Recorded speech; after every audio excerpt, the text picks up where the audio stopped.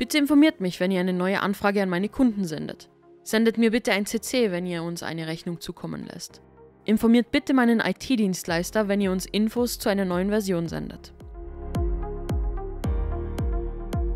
Wer viel mit IT-Dienstleistern arbeitet oder eigene Partner hat, die gerne über die Kundenbetreuung informiert werden, kennt solche Aussagen mit Sicherheit.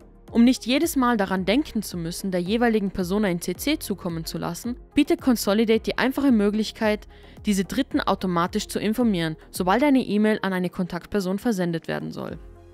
In den Stammdaten des Empfängers finden Sie dazu den Tabreiter Beziehungen.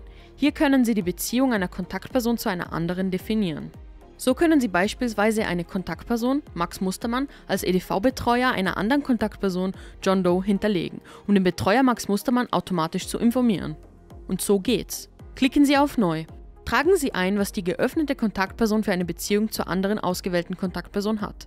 In unserem Beispiel würde das bedeuten, John Doe ist Kunde von Max Mustermann und Max Mustermann ist EDV-Betreuer von John Doe.